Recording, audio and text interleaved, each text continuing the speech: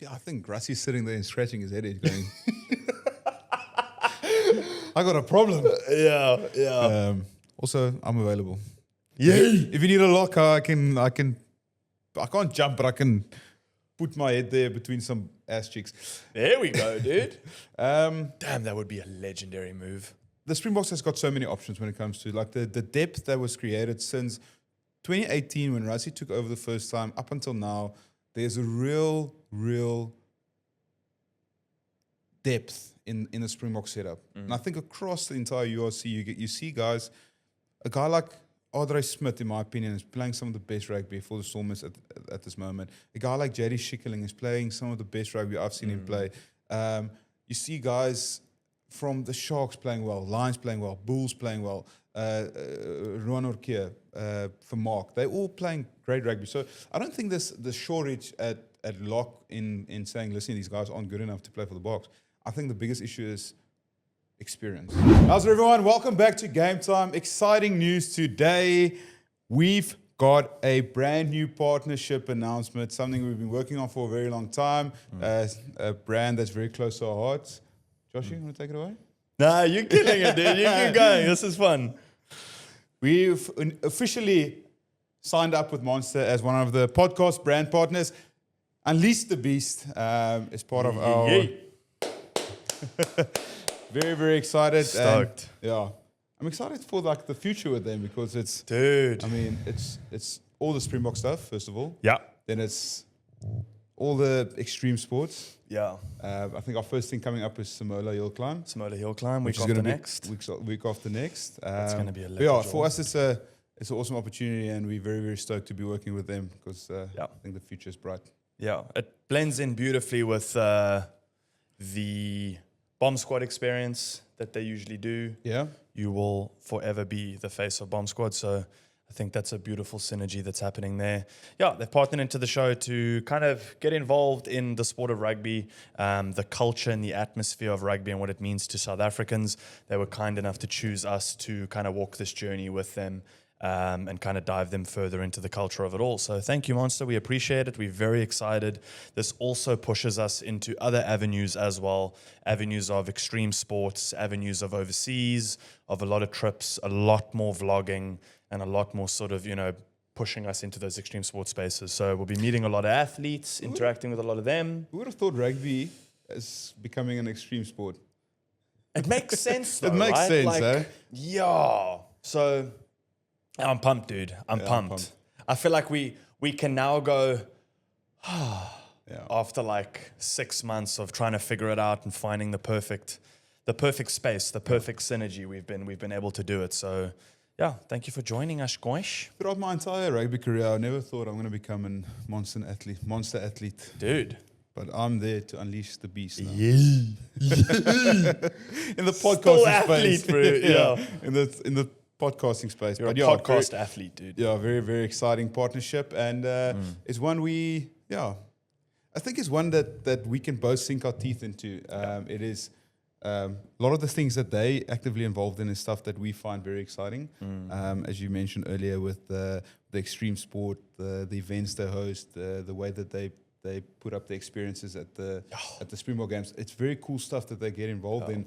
And I think what our podcast stands for is not just two oaks talking banter and rugby all the time. It's we want to experience some stuff that people not really can put their eyes on. Like we're there to tell the stories. We're there to experience it, to live it, and actually come back and say, listen, you guys, that was pretty dope. So that is exciting. And very stoked to be part of it.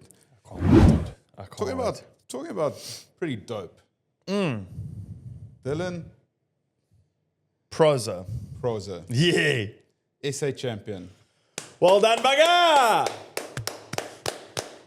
Huge South African I've never seen boxing two champion. Men do bodily harm that way. Was it intense? They just went the full 12 rounds. Didn't hold back. Every round was more intense than the previous one. It wasn't like there wasn't a moment where you thought, shit, like one guy's getting the upper hand. You were like, oh, there goes Dole. There goes, I can't remember the other guy's name, but there goes the other guy. And there was just like back and forth all the time. To Madfit, to Dole, to Maddie, to your team, congratulations. This is that's a massive victory, not just for I think yourself, but for Cape Town, for South Africa, for the boxing community in general. Very proud of you, and well done. And literally, we are a phone call away if you want to come sit on Game Time. Enjoy a cold monster with us, and just talk through the experience. I think it was such an epic thing, and that's a damn good idea, dude. Yeah, maybe if he's keen. We always, without consent, we always ask these We do this often. Hey, by the way, so-and-so, see you next week. You're always welcome to come and sit on the show and, just come and share the experience. Yeah, because I think people would love to hear. And, we just, from our side, well done once again. And thank you so much for representing Cape Town so brilliantly. Did you walk out with them? I did. Yeah. I saw a video very briefly of you, like, in passing, like past camera. And I was like, are you just part of all the homies, or is that the walkout and you were there for the walkout? I was, funny story, I wasn't supposed to walk out. You found yourself in it. Yeah, I was like, I went to the loo and I can't remember exactly what it was, but they ran up to me and the guy was, don't you want to come walk out with Dole? So I was like, I'm like on my way to the bathroom. I just want to enjoy the fight. Beer in hand. Like, I'm like, yeah, sure. I will. So I went upstairs and I waited for him there. And then as he came out, like, and Matt just like, come, join the thing. And it's like, get into the ring and sing the anthem. And then gave him a little shoulder tap towards it. But it was... it looks like such a vibe, dude. Yeah, such a vibe. We meant to be there, but our weekend, became a lot of wine tasting and a lot of wine drinking on wine farms. We were celebrating a certain occasion, which I'm still very over the moon about, but we're just keeping it private for another week or two. So we'll get into that. Probably episode 48. We'll get into that. Yeah. We have one big announcement in this episode with Monster Energy. Yeah. So we'll keep the other announcement for another episode. However, the rest of the globe were all at Coachella. And I wanted to get your take on that before we go any further into everything else we're going to talk about. Did you see Justin Bieber's performance? I saw snippets of it. Here and there, right? Here and there. I think my entire social media, all platforms that I am part of social media-wise, blew up with it. That's what it becomes. I've never searched Coachella. It just comes to me. It's just like, hey, you didn't ask. Here's the top 5 best outfits to wear to Coachella. And I'm like, cool, thanks. Yeah, probably none of that. You wear none of that. I own none of these things, but thanks. So-and-so influencer this and so-and-so rich person or celebrity this or whatever it was. The first thing I saw when the news broke about Justin Bieber's performance was they showed a video of Katy Perry. And she was like looking at it, and it was like almost like disgust. Like, why is he YouTubing himself? Yes. And I think that is like when I was like, I thought it was gangster. I thought it was pretty cool as well. Yeah. It's like when I go to a party and just sit there on YouTube and like biggest hits of Steven Kitshoff. There you go. Steven Kitshoff's best moments. Dude, we should do that on the show. We should have like episode 50, Steven's biggest hits, and we'll just put it up here, and we'll just watch your biggest hits. Yeah. That's actually a damn good idea, dude. People would love that. Please, everyone comment and tell Steven to do that. But that's what it was, dude. Katy Perry's never been the same since she went to space.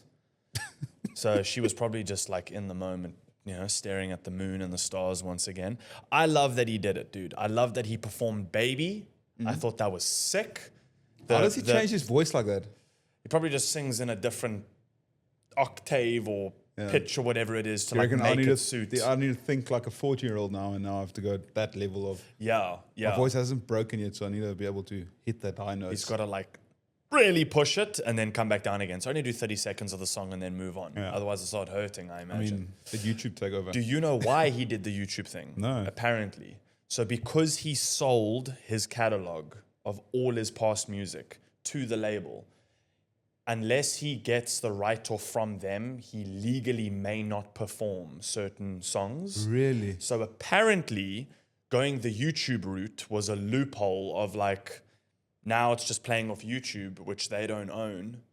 And I can sit there at a little desk and he can just sing along to the YouTube version. And I was like, if that is true, and that is the case, that is genius. So well done, Justin Bieber. Well done, Justin Bieber. It's Biebercella. 100%. We're wrapping up Coachella and going straight into Africa Burn. Just spoke to a friend of mine on the phone. They built a boat with wheels. Boat in the desert. A boat in the desert. You're like Pirates of the Caribbean with the one peanut. So they're heading out for that. It makes me think of like One Piece. Yes. If you think about Africa Burn and a boat, and then jawling off your head with all the dwellums. Yes, that's what it becomes. And then it basically becomes... And you everyone's see dressed up. Everyone's dressed up, and you can...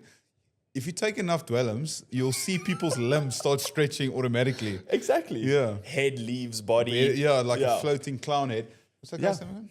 Bunny. What's his name? Yes, I think you're right, actually. Damn, Buggy, well done, Buggy, dude. Buggy. Buggy the clown. Yeah, Buggy well the done, clown. dude.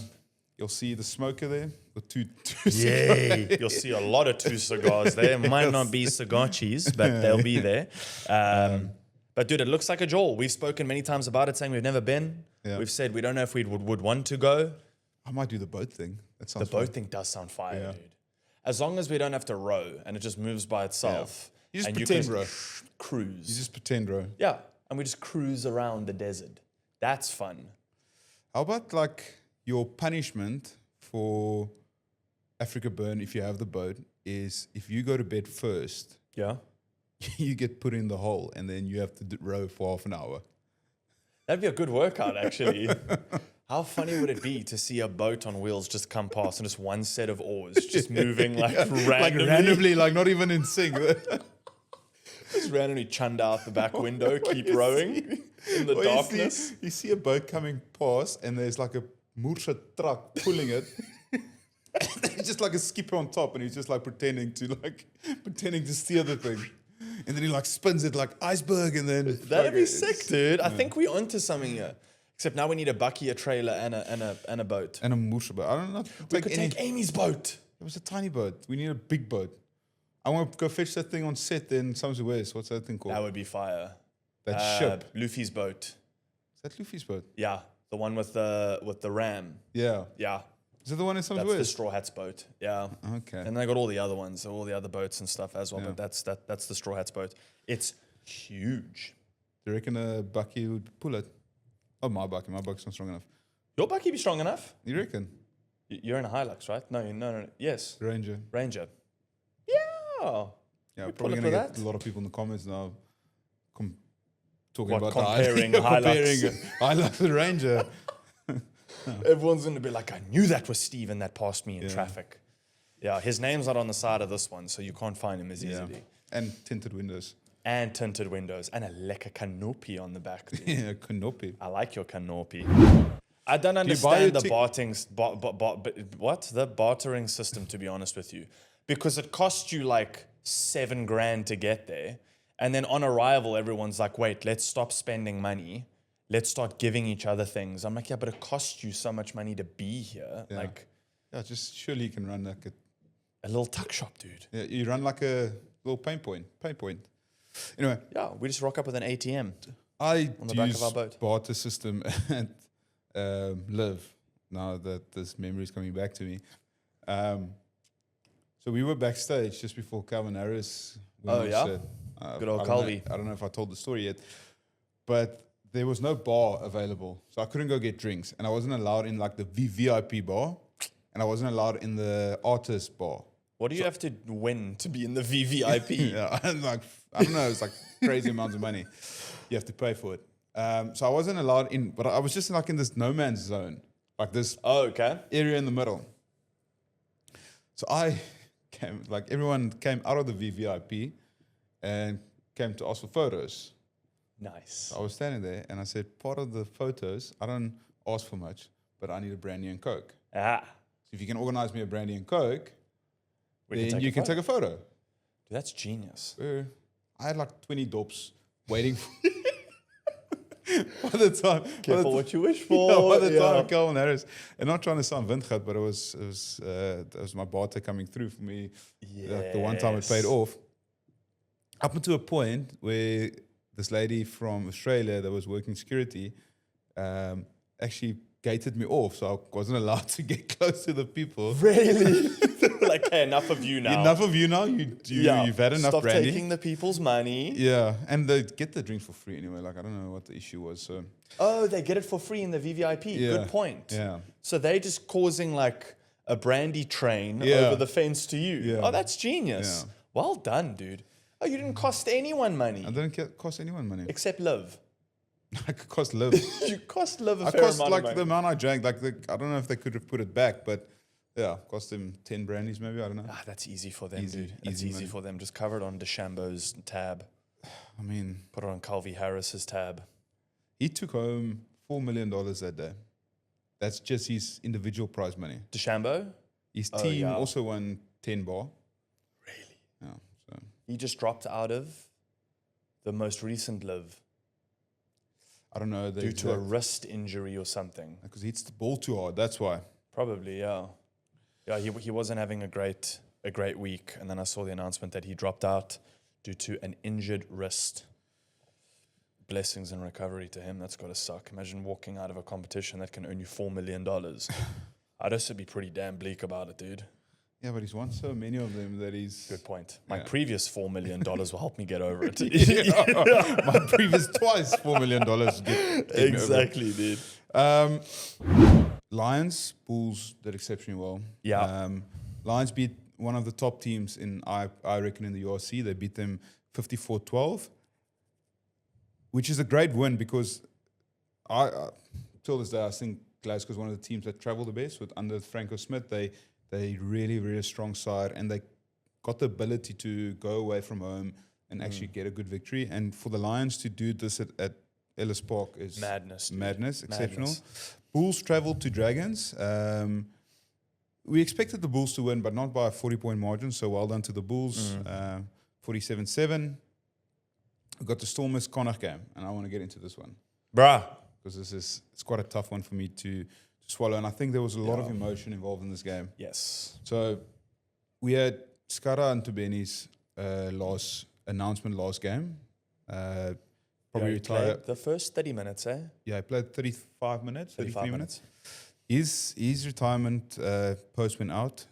Chippy Solomon passed away, team manager for over 20 years, part of the Stormers, really part of the furniture. And it just felt like, I think the Stormers tried, like, don't get me wrong, like, I can't blame the effort, but there was just too many little errors, like little knock-ons, not playing the style that they can play, not taking the weather conditions into account. So for me, it was a tough loss. It was I would have loved to see them pummel Connacht, but also Connacht is a tricky side. They all the way from Galway, like they understand wind, they understand rain, Good point. and they came to Cape Town and put some pressure on the Stormers. Yeah. What makes this game even more exciting for me is now Glasgow next weekend or this weekend becomes a much bigger game Well, we have to win. to stay in the top 4 Yeah. because we're also touring soon. Or I'm saying we, but the Stormers are touring soon. So we have 3 games left, right, of the stage before we get into the quarter, semi, and final, right? Yeah, we got Glasgow and then we got Ulster is the one, and not too sure what the other one is. But yeah, And I think we have to win all 3 of them, as you say, to stay top 4 to make it through to the final rounds. yeah. And 2 of the next 3 are traveling, which is hectic. Yeah. 2 out of the next 3. So you would have expected them to really earmark this game as a 5-point game. Yeah. You would have earmarked them just to get a good win against Glasgow and then have to win one of their away games. But now both away games becomes quite tricky. Become quite crucial. Other results for the weekend was Ulster Leinster. Leinster away from home beat Ulster, which was good. It was a great game, actually. Osprey Right until the end. Yeah, Osprey Sharks losing to Ospreys away from home. Benetton versus Munster, with Munster putting up a good performance against Benetton with a scoreline of 45-15. Yeah. And then we had the men from Wales. We had Cardiff versus Scarlets with a 28-24 victory towards Cardiff. Storms are playing Cardiff. That's the other game we're playing against. That's the other game. That's the other game. And Cardiff is also a tough team to beat in Wales. Dude, at this stage, I don't think, I mean, we could have said this 3-4 weeks ago, to be honest, but I don't think anyone's going to let anyone off the hook at this point. No, if you look never. at the point difference, and I have it here between like 1st and 7th, at 1 you got Glasgow with 55, 2 Stormers 51, 3 Leinster 51, 4 Lions 48, 5 Ulster 47, 6 Munster 46, and 7 Cardiff 46. The points are like so minimal. Bulls at 45. Yeah. Connacht at 44, and then 10 Ospreys at 34. So there it kind of drops off once again. But dude, between top 10. Yeah, dude, but like between 1 and 9, the point difference is 55 to 44. Yeah, it's like 2-3 big games, and It's very, very close, dude. Very, very close. Who's currently Glasgow's on? Glasgow are currently first at 55, but they've won the same amount of games as Stormers, but on point difference and bonus points, they're ahead. And then Stormers are equaling to Leinster at 2nd and 3rd with 51 points. And the Lions have come through really, really nicely up until this point to land themselves in 4th. That's insane. I love that the Lions are doing this well. I think as a country, South Africa can all stand together and say, love that the Lions are doing this well. Shout out to, I made note of 4 players. It was Frankie Horn, Q1 Horn, am I saying his name correctly? Henko van Wyk and Siba Mahashe, am I saying his name? Sorry, apologies if I'm saying this incorrectly. I just wanted to make a quick reference to get your opinion on this. Between the Dragons and the Bulls and Stormers and Connacht, I made note that what the Bulls have, obviously, we know that they've got very physical dominance in games, right? They're not scared to work hard to get in on it and kind of push it over the line. I feel like that was the exact thing that was missing out of Stormers. We had all the ability and the talent in the world to get into their 22 and just couldn't do anything with it. Yeah. Whereas with the Bulls, in this game, it felt that like you give them an inch in the 22 and they're going for it and they're getting over the line. So just the difference in those two, for Stormers to go from being 10 points up in the 62nd or 63rd minute to then losing by 11 is mad. I watched the conference afterwards with Ruan and with Dobbo. And both of them, you could say, could see that they were getting really emotional anytime Chippy's name was brought up, saying it was a disastrous week for them emotionally from Monday all the way through till Sunday. And that will have an effect, that will play a part, especially, as you say, being a pillar of the franchise. When that, unfortunately, is taken away so suddenly, yes, the boys are going to be shaken and not really know what's going on, because a lot of the questions and comments within that conversation after the game was saying the first half, there was this beautiful unity of play between everyone. And it's like everyone knew the game plan. Everyone knew exactly what we were doing. You get into the second half and it started feeling like there was a desperation to win. And I think Connacht picked up on that. Dobbo gave them huge credit for their attacking game, that their attack was insane. And the one place that I think the Stormers are struggling at the moment is in the back. Yeah. And you've got someone like Willemse on a wing because Suleiman or Sonatla are currently both injured. So we just can't fill that gap in the way that we would like to. So Damien being pulled across to the side is maybe leaving that back even more open with his Springbok and his capped experience, to have him there to kind of make some what's the term you use, like with the older guys, with the more experienced guys, to kind of have that experience within the back. So I think that's going to be a very difficult dynamic for Dobbo to figure out now for these next games. Do you leave Willemse there, or do you try bring him back and bring someone like Sonatla in prematurely and see if we can bring that vibe back in the team? It's a tough conversation because you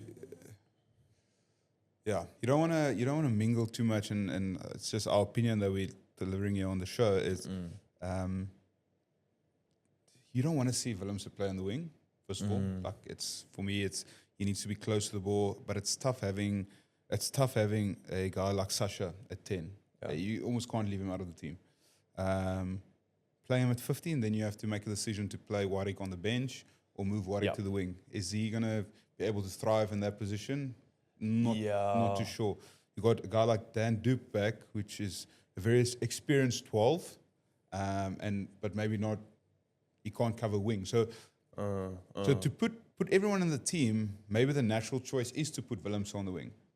But as you say, you're missing out that you need to get him with his hands on the ball all the time. Get that game IQ. You could see within the game, and a couple of times where Sasha and Damien made like a bit of eye contact, and they were looking for opportunity. So those little kicks came through the whole time. But it wasn't just like the option was there, because I think both of them has got the rugby IQ to say, listen, I can see this space. If this is executed well, I mean, I'm dotting down, I'm scoring the try. And then maybe just the execution was a bit off. But having him maybe closer to the ball, he's more dynamic, and he's got the ability to get across the gain line. He's got the ability to be first receiver, to have a good pass. He's got the ability to even kick the ball into the space if it needs to be. Yeah. So it's a tough thing where Dobbo is finding himself. He goes, listen, I want this guy on the field, but I don't have a position where I'm going to play him and have another guy miss out. Do you understand? Like he's got, as I said, he's got Warwick Geland, but where do you play Warwick if he's not fullback? And I think that's where it comes different. And I told Willems after the game, I said, listen, it's tough to see you on wing. I would love to see you either 10, 12 or 15 closer to the ball, but then who do you not select?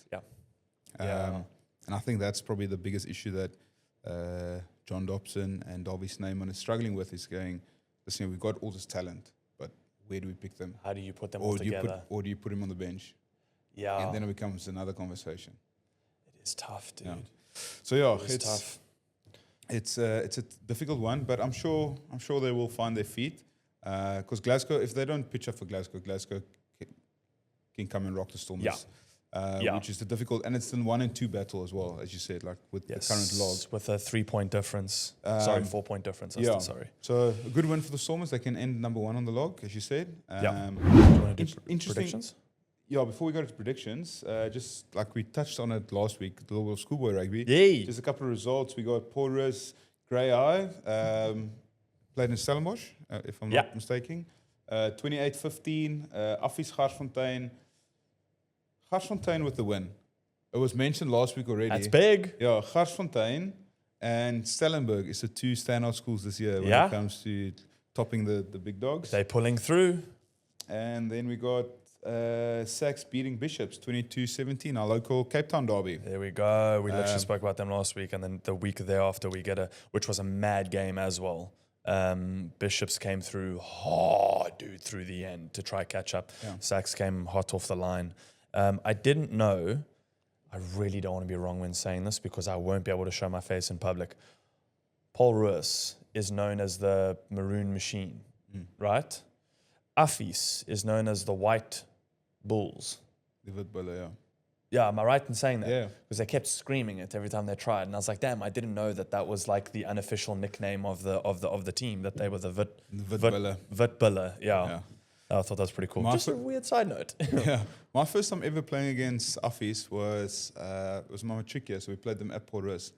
And so it's the first time in my school history that we played against Affies. I don't know if it's happened before, but then they arrived, and now it's like this group of Afrikaners. They're all massive, like this oaks just eat beef all day. So they rock up at Port Rus. Like, we also a big school, like we big players, like quite fris owns, but they also then they bring this wit bull, this thing, this bull next to the field. Really? Yeah, and that's also like I first time found out that they call themselves sick, dude. I didn't know that. I must go watch a game, dude. I haven't been to. Jeez. Here's another thing about schoolboy rugby. It's the amount of airtime, money, status, bragging rights that's being put into these schools at the moment. And I can't remember like how deep we went into this conversation last week, but it almost like feels to me like for a second week in a row, it's like having these conversations and it's almost starting to feel a bit unhealthy. Where you like, I see what you're saying. Yeah, where it's like, are you gonna back this professionalism that they're trying to bring into schoolboy rugby? Yeah. And also like thinking about it, like there's 250 spots available if you go to Port Rus next year in grade 8. How many of those spots are you going to give to rugby players? Realistically. Good point. So, is it taking away from the other sports like the football, like soccer guys, cricket guys, tennis? Because Port Rus is known for all those sports as well. Like, are you taking spots away from them? Hockey, taking spots away from those sporting codes because you want to fill the rugby guys first? And then secondly, do you go this guy's does average in academics, but he's an exceptional rugby player. You go, listen here, I need a guy that does exceptional rugby and academics. I'm rather going to pick that guy. And that's tough to get right. It's tough to get right, but there is, of course, there's options. So it becomes a very, very tricky conversation, because now like, what happens to the rest of the things at school? Like, if you were well known for, like, Porus all the years has exceptional academic program and arts and culture and a choir and all the other sporting codes does well. If you put so much effort into rugby, is the other things going to take a bit of a backseat? Yeah, it's a good question. And how do you split funding? Do you give equal amounts of funding to each sport to give players the opportunity to go even further? How much easier is it for someone that's good at rugby to make it to a professional level as opposed to someone in golf that's playing golf for their... Do Porus have golf? They do, eh? Yeah. Like, and in terms of easy, I mean every single angle on the word, financially, opportunity-wise, whatever it may be. It's going to be interesting, dude. I think we're entering a very new era. Yeah. Very modern era as well, of like, hey, start developing the boykies from high school already. Already, dude, someone will receive the ball. I don't know, maybe this is just from me from the outside in. Guy's already got a nickname. He's known for XYZ. In the last 4 games, he did this. This one time, he made this incredible whatever. You're going, damn, dude, this kid's like 16. And he's got like a whole resume already. Like, mad. Which is, it's like you say, it's such a bittersweet thing. It's awesome that the guys are being given that opportunity. But then at the same time, over the long term, what is the consequence going to be? Which I think someone like yourself is probably the best person to talk to, because, I mean, you were literally in that system. Yeah, it's a difficult conversation. Like, you want your school to do well in rugby, for instance, but at what cost? Like, it's a can of worms that's going to be difficult to close if once it's open. Yeah, and it's really diving deep into it. But I think the main thing should still stay the main thing when it comes to schooling. And it's going to sound very weird coming from me, but I still think, like, becoming academically sharp enough to create a life for yourself post school. That's number one. Learning how to treat people, learning how to work with classmates, understanding your role and assignment from teachers or your superiors. Those things are like what school's all about. Yeah. Sport is like a byproduct of having an opportunity to go do something else outside of the school hours. But the main thing is still that from 8 o'clock in the morning till 2 o'clock the afternoon, those 6 hours is still your main hours of your day that you need to focus on schoolwork and being a good student. Dude, it's interesting because you wrote down a topic for us to talk about, which we're going to discuss in the next episode, which is treating yourself as a business, whether you're an athlete or in entertainment, an artist. See it the same way. And I'm really excited for us to have that conversation, because you and I are coming from 2 very different industries, entertainment and sport, where we both have takeaways on my parents recommended me to do certain things that I didn't want to do when I was younger. Had I not done it, I wouldn't have had a dual lane opportunity throughout my life. And when things went sour, I would have no saving grace in those moments. But also because of my saving graces and the knowledge and wisdom and abilities that I've developed through the schooling side of thing, it allowed everything else to keep going. So I could only keep acting because I could do everything else. Yeah. But I wasn't thinking that way when I was 16, 17. No, you never think that way. You listen to all these like motivational speeches and stuff, and they're like, who needs a plan B? No plan B. The only plan B is plan A. And I was like, fuck yeah, only plan A. Plan A, point one. Exactly, right? And then you can't pay rent one day, and you're like, oh, plan B would be pretty sick. So it's an interesting chat that we'll get into next week in light of schoolboy rugby and the current dynamic thereof. 100%. It's an interesting conversation, because I think you can go so deep, and I think we can sit here for 2 hours and talk about it. But we need to do some predictions and I'm just throwing it in there. Go. Let's do it. Brought to you by no one yet. Yeah, brought to you by Fokol. Yeah. We got Edinburgh versus Sharks. It's a tough one. I'm going to go Edinburgh. Okay, as well. Yeah. Yes, did we choose the same one? Okay, cool. We got Edinburgh, I think as well. Lions, Connacht. Dude, I'm going to go with the heart, Lions. Yeah, I'll go Lions as well. Stormers, Glasgow. Stormers as well. Scarlet Bulls. I've got Bulls. After this last performance, I'll go Bulls as by well. a couple of points. Probably the biggest game of the weekend would be Munster-Ulster. Oh, second biggest, like after the Stormers Glasgow game. But Munster versus Ulster. I mean, Munster walloped Benetton. And they're playing at home. And they playing, I'm going to go Munster. I'll go Munster by 10. Then we got Benetton versus Leinster. Leinster away from home. I'll go Leinster. I'll go Leinster as well. Business end. Like when these guys come to the business end, the sharp end, they pull through. They become relentless. We got Cardiff Rugby versus Ospreys. I'll go Cardiff if it's in Cardiff. Ospreys just beat the Sharks, eh? Yeah. But it's in Cardiff. Let's be different there. You go Cardiff, I'll go Ospreys. Okay. Yeah. We got the Zebra versus the Dragons. I'm going to say Dragons just for the sake of I want to see them win something. Because they haven't had the greatest season. I'll go draw. I think it's a draw. Okay, we'll land on a draw. I think it's 18 all draw. We will land on the draw. Just imagine that hits. I wanted to quickly just mention something. With Monster Energy, you can stand a chance to win a Bombsquad experience for you and 5 friends.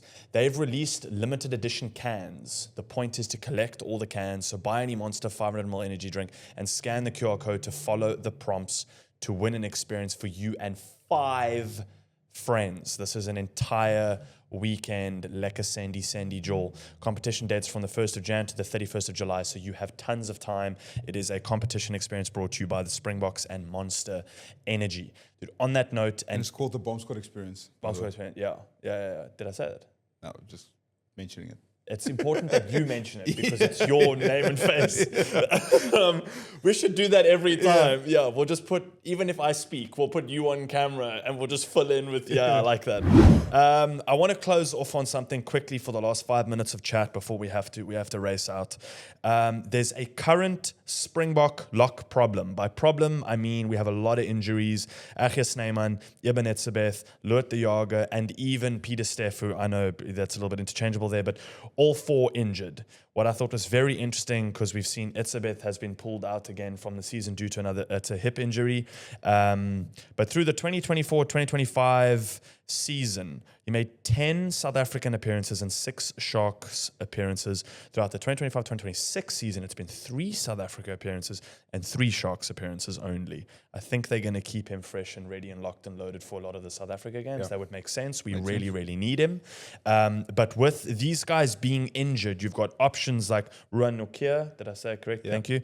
Jean Klein, Franco Mostert, Kobus Visser, Salman Murat, who we've just now has realized is going overseas now for club rugby. So good luck to him. We didn't never mention him last week. Ruan Venter, Ben Jason Dixon even.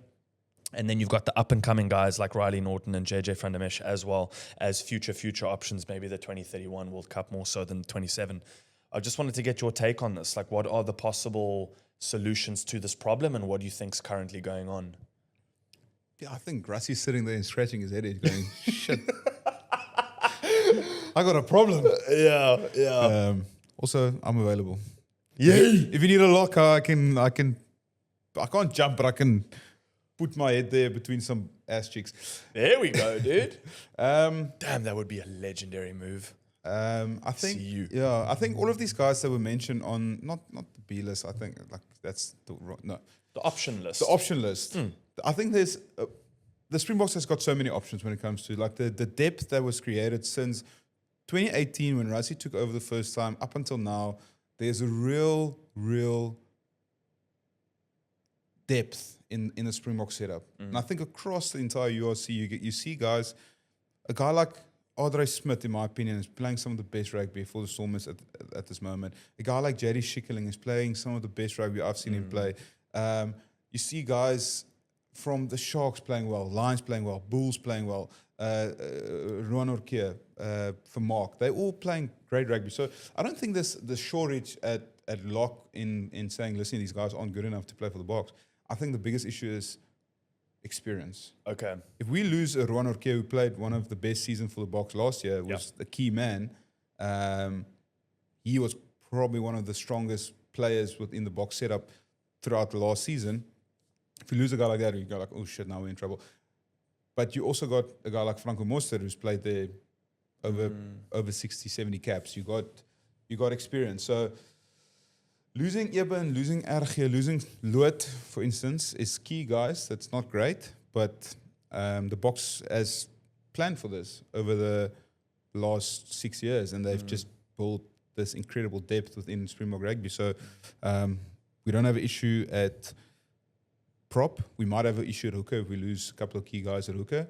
We don't have it, like, we got an issue now, but there's guys that come through. There's a lot of flankers that currently playing. I think our scrum off depth is great. I think our fly off depth is great.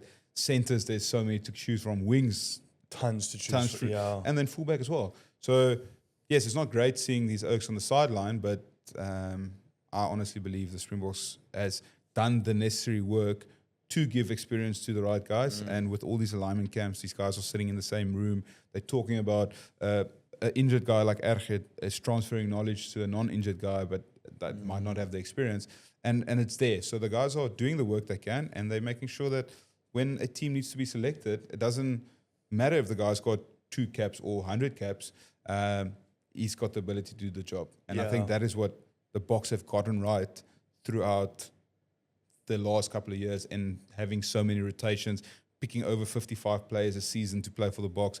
Other countries not doing that, and that's where we're going to see the difference coming in, especially this year with greatest rivalry, and going forward with the World Cup coming in next year. Yeah. People will probably see us at the greatest rivalry. Yeah, hopefully. Which will with be Monster. Which will be a lekker draw. Yeah, exactly. So I'm very excited for that. But thank you for the insight into that. That was sick. Lekker guys, thank you so much for tuning in. Please do not forget to like and subscribe. Once again, thank you to our new partners of the Game Time podcast, Monster Energy. We are over the moon and excited to have you guys here. Thank you guys once again. Share, like,